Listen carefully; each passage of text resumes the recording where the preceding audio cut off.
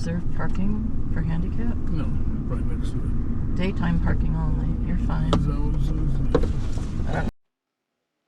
And there's Kelly with her stylish mining cap on. And of course, yours truly, the star of the show. So we are in the Bisbee mine museum and tour facility. So we are all just getting fitted out here with lights and hard hats and vests and other information. How you doing? Then we're going to go down the mine. I did fine. Yeah, we have. Oh, round your neck. Very good. You got a pocket here. You didn't know it was there, did you? No, I didn't. All right, all the way around your neck. There you go. Last time I had that, it was a noose.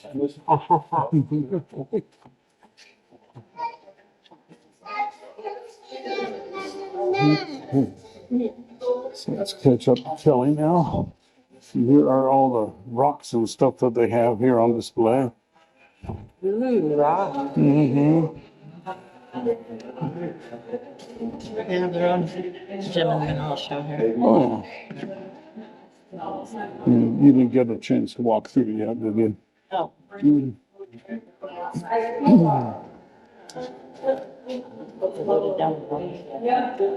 Okay, so we're just waiting for the train.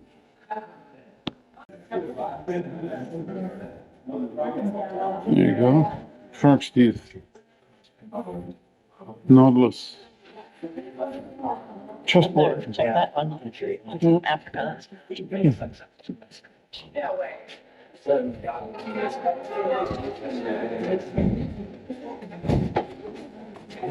All right. Guys, when you sit on the train, just throw a leg over and straddle it and sit down facing that direction, please. That's always fun. Oh, yes. Oh, you never know when things are going to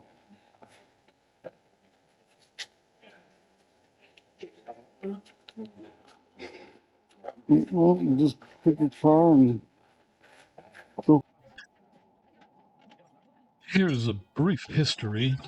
The future Copper Queen mine of Bisbee, Arizona was discovered by cavalry soldiers in 1877. They were camped at Iron Springs while tracking Apaches. They didn't like the water at their camp and relocated to a limestone cliff, what is known today as Castle Rock. They found rock and mineral deposits suggesting a good mining site. The ore contained 23% copper, an incredibly high grade. Gold, silver, and other metals were also found. In 1885, Phelps Dodge Mining Company purchased the claims and ran the Queen Mine until 1985.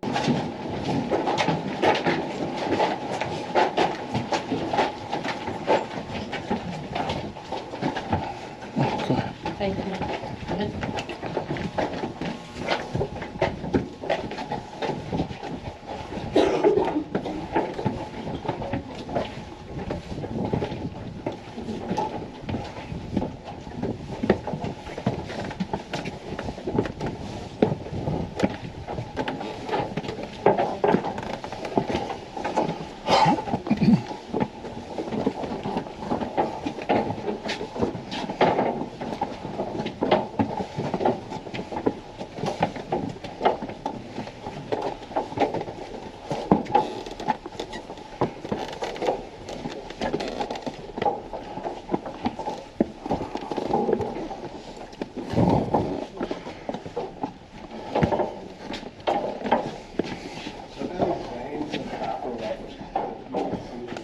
Yeah, we're gonna show you some right now. It's not exactly veins, but we're not gonna get too into the geology. What ore bodies?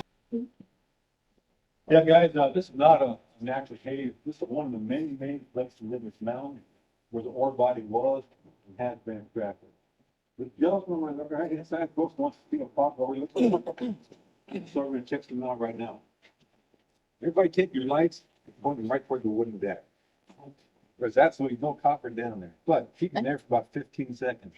Now, look at me, look where I'm pointing, keep your lights down, where I'm circling my light bulb, you see the black shot, pretty green rock right there. That's a little bit of the copper ore left in, folks, and that green rock called malachite. That green rock will fill the scatter.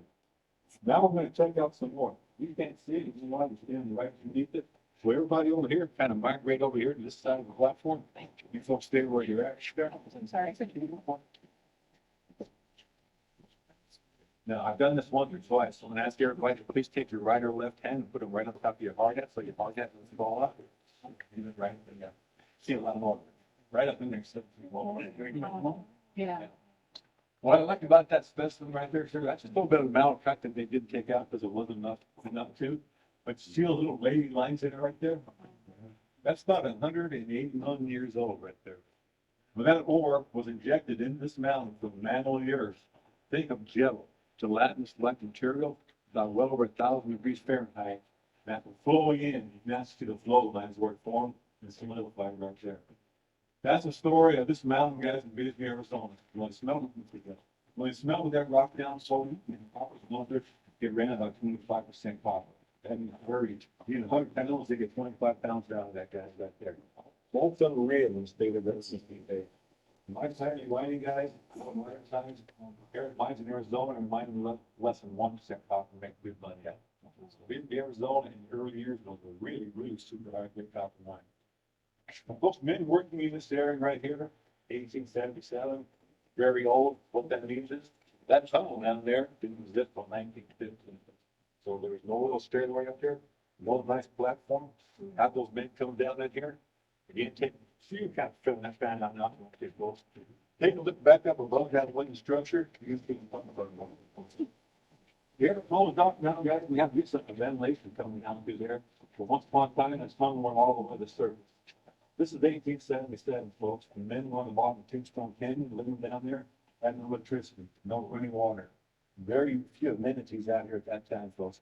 They're living in tents, leaf-fed shacks, dugout. What a dugout means is they dig a hole inside of the mountain, put their possible and their bedding and stuff there, cover with tin or brush, keep the rain in there. Old men would get up in the morning, eat their breakfast, walk up the side of this mountain, walk down through that tunnel, and spend a 10-hour shift mining copper by candlelight down there. They made that time, right? Yeah, he run through the monkeys. Yeah, no, you bet they made it. And this down in there, sort of right here. Once they got down here, folks, the first tool that mine picked up was a drill a hole. He drilled a hole, put power in. This first tool was nothing more than a 12 to 16-inch steel chisel called a star steel or a pole steel. Then put that steel or collar of that steel to the face of that limestone or that green malachite. Then drag it back in there, think of anywhere from 2.5 to 4 pound hammer. He would strike that steel, turn it, strike it, turn it, grab it back in there. He's turning that to make a blue brown hole. 2 men trading off about every hour, doing a 10-hour shift, might get 2 or 3 holes about a couple feet deep. Load down dynamite guys and blow out maybe 3/4 of a ton of ore or rock, then take it back up to the surface again through the tunnel up there. Remember, no electricity, no automation, guys. They're carrying it up there. Baskets, buckets, sacks, whatever else you think of right there. And today, if we can't find a place to park in front of Walmart, you get excited, guys. I'm just thinking about this place right here. It's right there. Guys, drilling and mining all changed in the 1890s and this more modern pneumatic or air-powered drill right here. How these more modern drills work? You have an air compressor sitting on the surface up there, piping compressed air down here. Compressed air would enter the drill through this fitting right here. And once that compressed air gets inside the drill body, which is this right here, inside causes the piston to hammer back and forth. That piston in turn would cause that drill steel to hammer back and forth and drive it right through that limestone rock. Every time this drill steel came back inside on the exhaust stroke, it hit a rifle bar and caused that to turn to 32nd of an inch before it went out again. Starting to sound familiar? In other words, ladies and gentlemen, in 1890, this drill was doing everything that man was doing by hand in 1880, except about 100 times faster. Mining companies worldwide loved these new drills when they first came out. Why? They did not need 12 to 16 men here with a hammer and chisel. All they needed was 2. They could lay off about 75% of their workforce. Anybody here remember what happened to computers in the 1980s and 1990s? Did the same thing. Right there. We're moving 100 times more rock, making 100 times more money. The miners, on the other hand, absolutely hated these drills when they first came out. Why? They were making 100 times more dust in there before, and they were suddenly dying in a very short age, very little age right now. Now, drilling into the limestone around this, guys, the gray rock is limestone, will not cause any harm. But the harder rock in this mound, the granite type rock, where the ore bodies are in and centered around, in that granite type rock were tiny microscopic pieces of quartz, just like little coarse razor blades, and that does. Producing 100 times more dust before, men are breathing, filling up their lungs. Unfortunately, the human body can't spell it. The doctor couldn't get rid of it. Again, living a very short lifespan right there. Shining light right now, ladies. Sorry, I need to get that light out of her. There we go. You're supposed to do that. You're supposed to do that to me, not her. I'm all set. I see one person standing out there in the circle. Y'all anyway, guys, okay. It took a while to figure out what was causing it, guys. The extra dust, the silicosis, the rock deposits, these silicosis. As soon as they figured out what it was, guys, not all gloom and doom. One of the early developers of these drills, his name was Mr. Liner, came up with a real good idea to keep anybody from ever getting silicosis again. We still have compressed air coming in here to operate this drill. Now look on the right-hand side of this drill, where my left hand is at, you see another small garden hose fitting right there, folks. That's what that was, guys. The water hose hooked up, that water's under pressure coming inside that drill. Once that water gets inside that drill, it passes through your hollow piston by the means of a real long brass needle, travels through the hollow drill steel, and sprays out the front like a fire hose, guys. And that brought that, suppressed that dust, brought it down to acceptable level. To better understand what I'm talking about, folks, as far as the water channel in that drill steel, I have one right here. Put my lamp on it, you can check it out. That's where the water flowed through. Now that seems real low tech here in 2024, it sure is, guys. But in the 1890s, somebody had to think about that. Mr. Liner did, and when he did put that into production, it saved thousands and thousands of men's lives worldwide. Not just here in Bisbee right there. It wasn't too many years, guys, after that, especially by the end of the 1920s, we came out with more PPE, or personal protective equipment, for these guys down here. What I mean is, steel-toed boots, protect their feet, good type of work gloves, the first type of real modern hard hat to protect their heads right there, and also the first type of filters or respirators put on them, man, keep that dust from getting in their lungs in the first place right there. Guys, up to, about 1877 to about 1915, men working down here, working 10-hour days, 6 days a week. They got every Sunday off, and for their pay, they're getting a walk for 35 cents an hour. But stop to think, guys, this is let's say 1901. In 1901, you walk up Main Street, Bisbee, any Main Street, USA, go to the bakery, get a big old fresh baked loaf of bread, maybe a penny or two. Walk into a bar or restaurant, sit down, get your good steak dinner, double bacon 10, big old pitcher of beer inside for 10, 12 cents. So 10-hour day, $3.50 a day. That was a lot more money for making good work and make work on the surface of the cowboy or teamster or ranch or anything like that, guys. So we're actually pretty well paid with those. Questions right now, ladies and gentlemen? Yes, sir, in the back there. You right there? I saw you raise your hand. I was thinking, I'm just make sure you're awake back there. Like that over me. Now, guys, when you come underground, the first thing I think about is, ground fall and you can't go in on him. And miners did here too. That's for sure. Still do to this day. This is the sports head structure. It looked like most of a bunch of big toothpicks out there, but this is really a really great invention in 1859. How these things work, guys, the miner was drilling black cavity big enough to install a square set in. Remember, the rock walls are on each side. It's wedged into the rock to keep it real tight. They put the planking up above there to keep the rock from caving in on it. Very tight, very secure right there. But why these square sets really work, we're going to take a look at this diagram. Somebody keep a light on, I think, right there. Instead of her face, keep it right over here. Now, we're going to pretend my hand is a copper ore body in the ground. Rest our imagination right there. Any of guys, not just copper, any ore you find underground, folks, let's say you discover it at the top, you don't want to start mining down. Because all that waste and ore you have to throw above you. So what you're going to do, you can come over here to the side, drop a shaft, and drop a tunnel underneath it, start mining from the bottom up. That way gravity's your friend. All the while they're mining out the bottom section of the ore body, ladies and gentlemen, they're installing these wooden square set structures, interlocking them like Lincoln locks and Legos by that little step down cut right in there, planking on top to keep that ground from crushing them. Once they mine at the bottom section, they come back over the tunnel, come up here, start mining from the side All the while installing those support sets right on the ones below. They're getting planking on top right there. Once they're firmly established mining on the second level, they're gonna bring in waste rock from the mine itself, from inside the mine, not from the surface, from down here, and totally fill in the bottom section, tight and packed as possible, timber and all. What that did was never leave the big open area at any one time and cave in on those mains. It's stair step of mining, backfilling, just like that. The timber was left down here, folks, but that was included in the price per pound getting that power out of the ground, guys. In fact, about 10 feet below it, this wooden deck, there's a bunch of these ones that are still folded and crumpled at the top, supporting this deck right here. So the falls, we all fall down, you know what happened right there. Questions right now, ladies and gentlemen? Where were they getting the water from the tomb? Excuse me, when they hit in the mine itself, when they hit the levels, low enough to get it, they pump the water in the surface and use it. Real good question, guys. Where are you from, sir? California. I mean, you're in the same boat as Arizona, guys. Nowadays in Phoenix, Arizona, and Tucson, Arizona, water is extremely important in this state. You have to conserve it all the time. Same thing in 1877. They would reuse every drop they could right there. Make sure it was. But nothing's changed. That's one thing that has not changed all this time right there. I heard you're getting plenty of water out there pretty quick though. Right there now. Okay, folks, if you would, let's head down the steps. We've got plenty more to see. Go ahead and sit on the triangle right in the front. Please put your foot on the steps. How you check?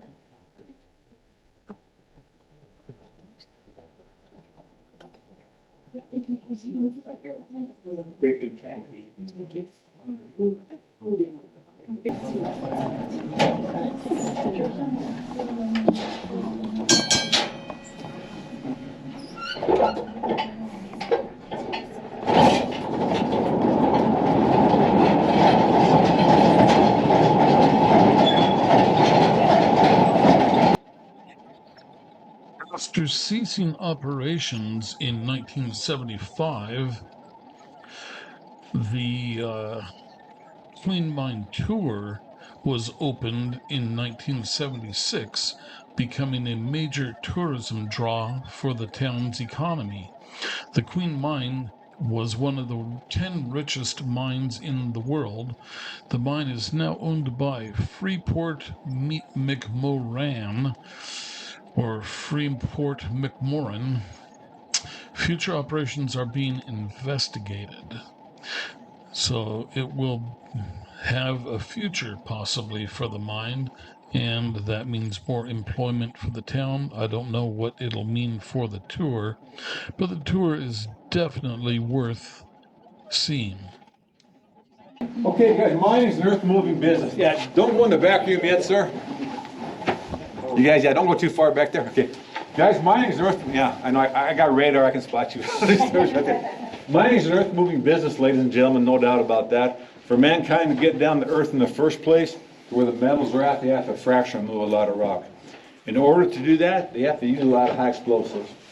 On my left-hand side, excuse me, is a typical blast face they would use in Bisbee, Arizona to drive or build these tunnels. Also extract the copper ore out. Those miners have about 21 holes drilled, about 7 foot deep. They got the drills and equipment out. Now they're getting ready to do what's called load the face, or put the powder explosives in the hole. Right here, we have to take a time out, ladies and gentlemen, because you cannot come underground and actually blow anything up. Never. Why not? What would actually happen if we actually blew this 40-ton of limestone out of here, ladies and gentlemen? Take a look above you. What would happen to our timber support? You take a real chance of knocking that down. And if you did that, what might happen? You might bring some of this mountain down on top of you. If that didn't happen, simply it'd make a mess of your work area and maybe hurt your workforce. So today, instead of explosion, we're all going to learn how to implode. And it's really pretty simple and kind of cool. Out of all those holes drilled in that limestone face, look right in the middle. you see a group of 5 holes real close together. This is called a 5-hole burn. This is 5 holes is what's gonna bring 40 ton of limestone in on itself instead of shooting out. Nothing's loaded yet, pretend nothing's loaded yet. The guy walks up to the very center hole in the middle of all this, right here. He's gonna put 5 or 6 sticks of dynamite back in there with a 12-foot fuse hanging out. The 4 holes immediately around it are left empty, with absolutely nothing in them. All the holes around that 5-hole burn, 5 or 6 sticks of dynamite, all with 12-foot fuses. They've got all that done. Now he walks back up to time it. Again, working from the very center hole, the first thing he does before he does anything else, he's gonna take that 12-foot fuse and cut 18, 19 inches off it. Why? He wants the center hole fuse to be the shortest of any fuse up here. When lit, this hole will detonate first. After he does that, he's gonna pick up his timing device, and this always amazes me. Their timing device, guys, for implosion here in Bisbee, Arizona, all the way from 1877 to 1975, was something as simple as a wooden board with a notch cut in it, believe it or not. But the amazing part is, guys, here in 2024, in the age of AI and computers, couldn't do it much better than this wooden board with a notch cut in it. That's what's cool about it. He takes that shortest fuse, slides all the way to the bottom of that notch, and leaves a half-inch sticking out, just like that. Now, the way he trims or cuts the rest of these fuses is moving like a big spiral pattern, getting bigger and bigger out around that center. We'll start right here on the right. He takes his next 12-foot fuse, slides it down that board, he cuts it off just a half-inch longer than the one below it, starting to look like that. Always that circular pattern, next 12-foot fuse. In fact, any fuse he puts in here from now on, ladies and gentlemen, will always be cut off just a half-inch longer than the one below it. Why? He wants the shortest fuse at the bottom and the longest fuse at the top right there. Now, if he has more holes drilled, he's got a longer board, maybe a couple boards, but since we're on a tour for time's sake, we'll pretend all those fuses are in there, from the shortest to the longest. To light these, he's gonna pick up what looks like a 4th of July sparkler. The correct name was hot wire igniter, but the slang name was spitter board and spitter. Slang for your shooting or spitting your sparks out of your end of your fuse. The spitter burns 1,200 degrees, guys, pretty intense heat. He can light this with a match or strike it like one. And always, always light the shortest at the bottom, the next longer one after that. He gets all his fuses lit, he breaks this thin board, lets them hang, throws the spitter down, and what does human nature tell us all to do? Run! Run like crazy out of here, right? After he lit that last fuse, he's got about 6+ minutes to walk out of here. I was wondering how you, We all watch too much TV and the movies right there. You weren't trying to kill your own workforce, guys. You want these men to come back healthy tomorrow morning, putting groceries on their table for their family, and money in your shareholders' hands. You take good care of these guys right here. That man would actually walk down about where Benny Scott's sitting in around a corner. He doesn't want to leave altogether. He wants to be close enough to listen for a misfire, but in case he did something wrong, he wants to be out of a possible blast radius. Here's what happens when he's sitting down there. Here's what happens up here. Remember that shortest fuse in the middle? Brings in here his center hole, detonates those 5 sticks of TNT with those 4 empty holes right around it. It's a path of least resistance, just a little skin of limestone. When that detonates, boom, it goes right out those 4 empties all the way back in there. Sound effects were included in the press here at Michigan. First half second, what has he got? 11-inch diameter hole, about 7.5 foot back, with crushing pulverized rock. But he has something else back in there too.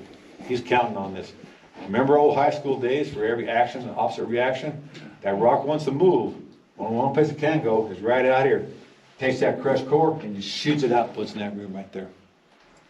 That's the only rock that'll actually fly out of his face. So what's he got now? Right in the middle of all the explosives, ready to go off around it, an empty hole, going back 7.5 foot, called a cut hole or user cavity.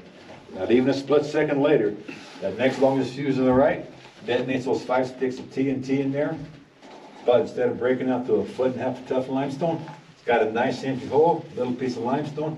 When that detonates, it implodes into this cavity. Now we're starting to bring this rock in the center. Same thing here, cavity, little space, it'll implode down to it, this across and that'll up into it. Next 2 or 3 seconds, what's he got now? About a 24-inch diameter hole, 7.5 foot back. But now, instead of shooting out, the rock has somewhere to go. All that rock will fracture and cram into that cut hole.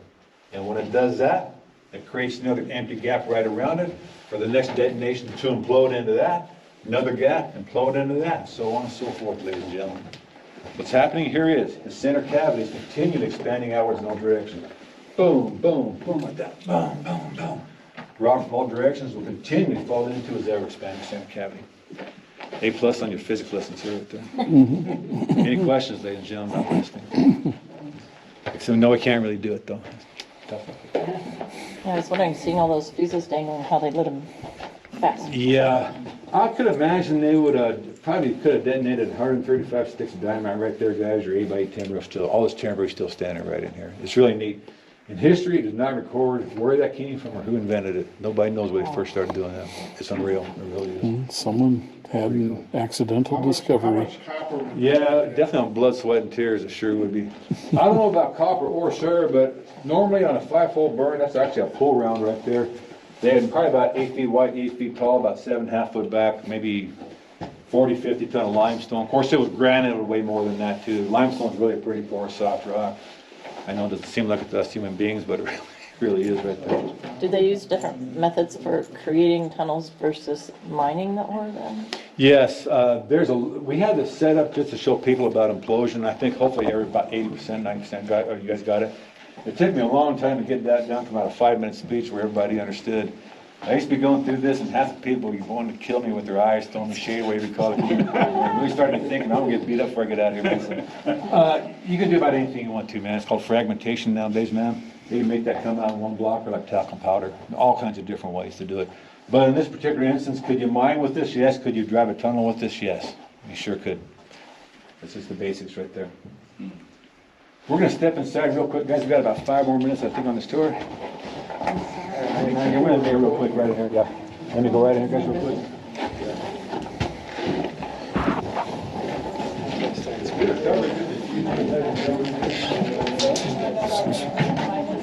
Wait.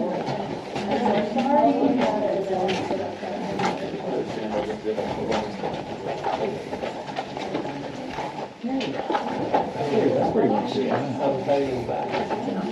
He has on you, man. He knew where you were at.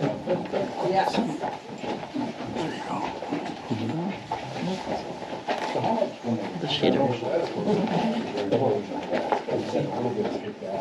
You have to break that center. And that would even be if you went straight down.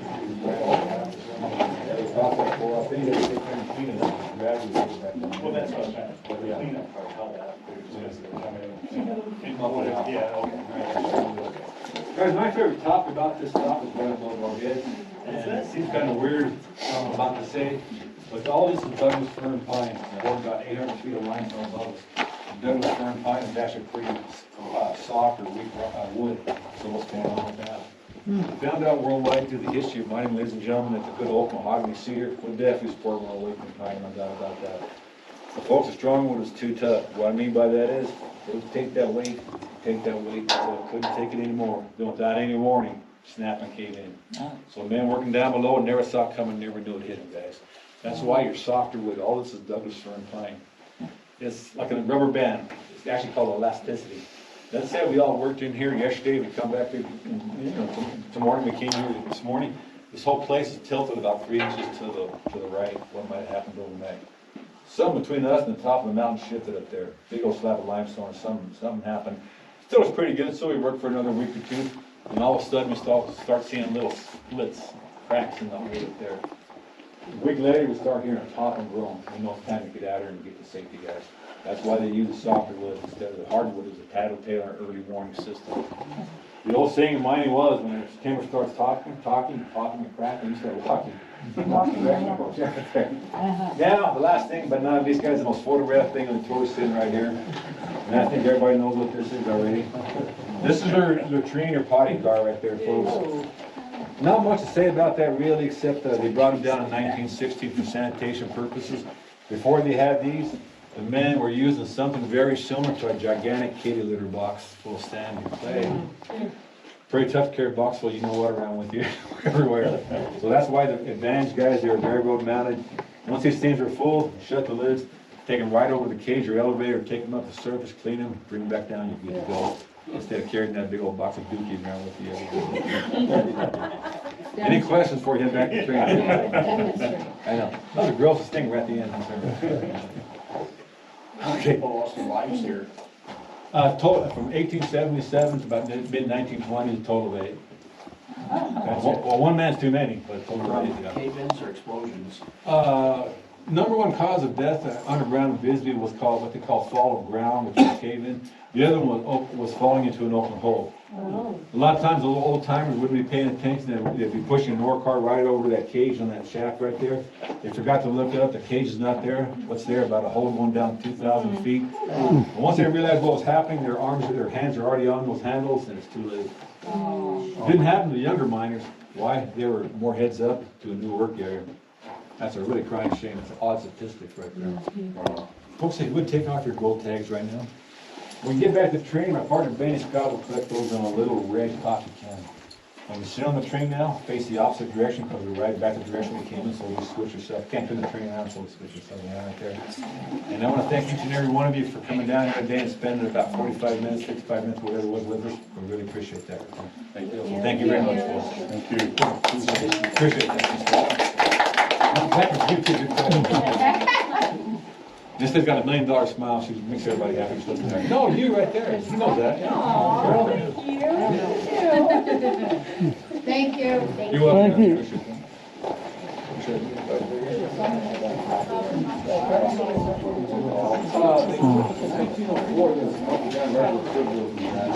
Then they took it to the copper smoke and double service on this about 18 officers. Then it went to the refinery. Most people don't realize that the refinery step. Mining, milling or not, then to the smelter, then to the refinery. That's the way it goes. There's a real cool little video, about 20 minutes an hour, if you check it. No, yeah, in the tour building. Yeah, okay. Yeah. Well, I guess it is up there. Kind of. Thank you.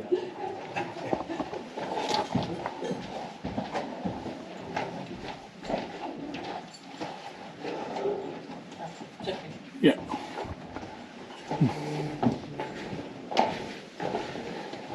People are actually employed there at the Hyatt. Ooh. This is just one of many mines that operate in Bisbee. 1920 was the heyday of population in Bisbee. We've got 20,000. Oh, no, I'm fine.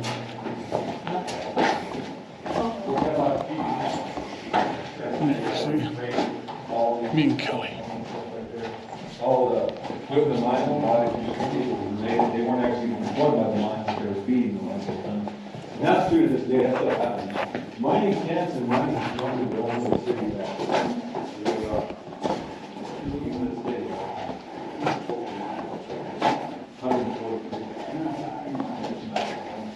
Of all the mines and business put together, 1977 and 1975, underground is full of 2,200. It's called a minesicle.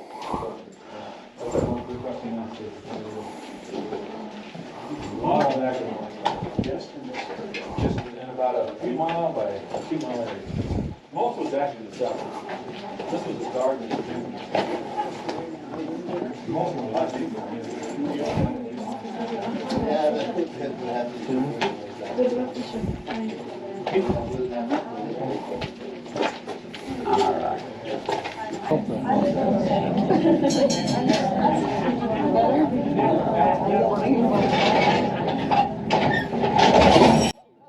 And now for a few quick facts about the mine, the Queen Mine.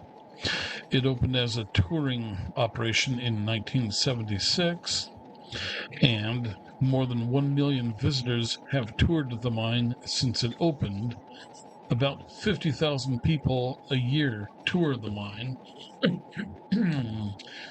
The mine travels tour participants travel 1,500 feet into the mine. The mine company employs 12 people on a daily basis.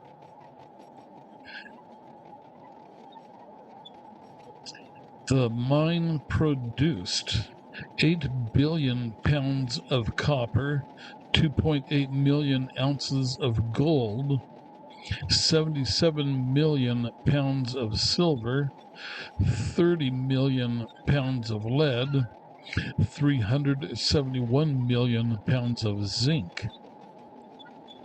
And originally, in 1875, Hugh Jones discovered copper but left disappointed because it wasn't silver.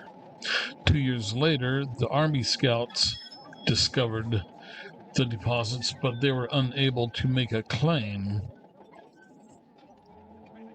And so then DeWitt Bisbee, who the mine is named for, purchased the Queen Mine with a group of investors in 1880. The town is named for Bisbee, although he never visited the mine.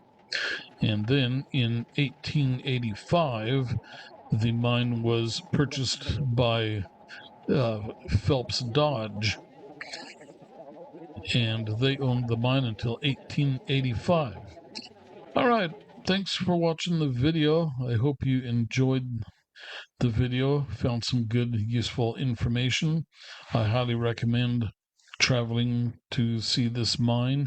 There's some great camping, BLM land outside of Bisbee, and other opportunities for and camping around the town area. And thanks again for watching. Don't forget to subscribe, give a like, share, and ask any questions. Okay, see you on the next video.